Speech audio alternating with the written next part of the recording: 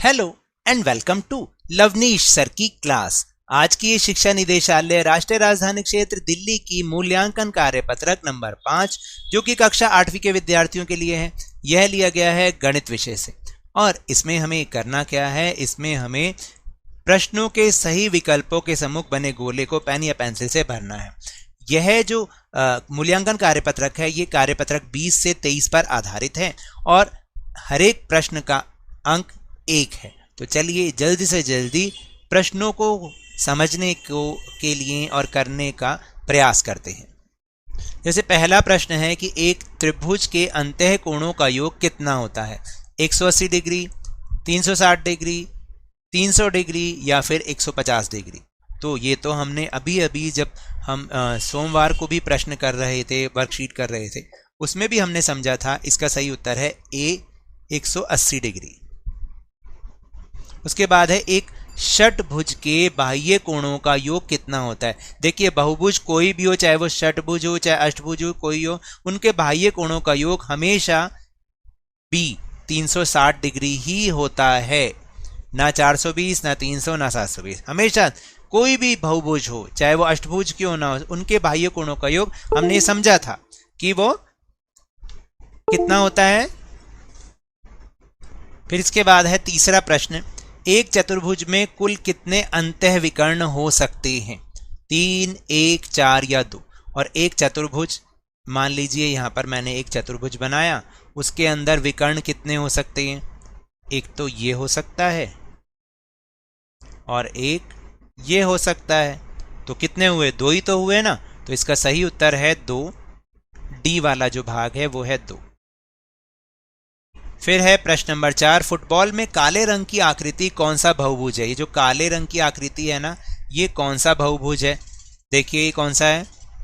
ये चतुर्भुज बना, सप्तभुज बना, षटभुज बना या पंचभुज? इसकी 5 भुजाएं हैं, तो D is the right answer. पंचभुज है ये। ठीक है, तो आपने इसको काला कर देना है। इस तरह से हम इसे काला कर देंगे। अब जो अगला प्रश्न है ना, वो आपसे सफेद वाली आकृति पूछी गई है और इसकी कितनी भुजाएं बनेंगी? जो सफेद वाली आकृति है 1, 2, 3, 4, 5। कितनी रेखाएं बनी? 1, 2, 3, 4 और 5 और 6। ठीक है, तो जो फुटबॉल में सफेद रंग की आकृति है वो कौन सा बहुभुज है?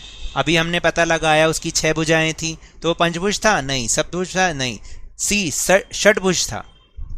तो सी इज द राइट आंसर। अब जो अगला प्रश्न है उसको आप ध्यान से समझिएगा। तो पहले इन सारी आकृतियों को आप ध्यान से देखिएगा और फिर क्या करना है, बॉक्स में दी गई आकृतियों को देखिए और बताइए कौन सी आकृति उत्तल और अवतल बहुभुज है और सम या विषम बहुभुज है वो। तो आपको दोनों उसकी ये विशेषताएं बतानी है। जैसे आकृति नंबर 1 है, तो अगर आप इसको देखेंगे, आकृति नंबर 1 कैसी है? आकृति नंबर 1 जो है वो एक विषम है। ठीक है, विषम बहुभुज है और एक अवतल बहुभुज है। अवतल कैसे है? क्योंकि आप अवतल कौन से होते हैं? जिसके जो विकर्ण होते हैं वो बाहर भी होते हैं। अंदर तो होते ही होते हैं लेकिन बाहर भी मिल रहे होते हैं। ठीक है, तो इसलिए ये एक विषम और अवतल बहुभुज है। अब दूसरी आकृति आप देखो, दूसरी आकृति कैसी है? ये एक सम बहुभुज है, क्योंकि आप देखो बिल्कुल सीधा सीधा। और इसके सम बहुभुज की पहचान क्या होती है? कि उसमें सारी भुजाएं बराबर होती हैं और उनके जो बीच बनने वाला एंगल होता है वो भी बराबर ही होता है। समझ रहे हैं? तो इस तरह से ये क्या है? एक सम और अच्छा, अब ये कैसा है? ये उत्तल बहुभुज है, क्योंकि जो इसके विकर्ण हैं आप देखोगे वो अंदर ही अंदर बनेंगे। ठीक है, तो इसलिए ये एक सम और उत्तल बहुभुज है।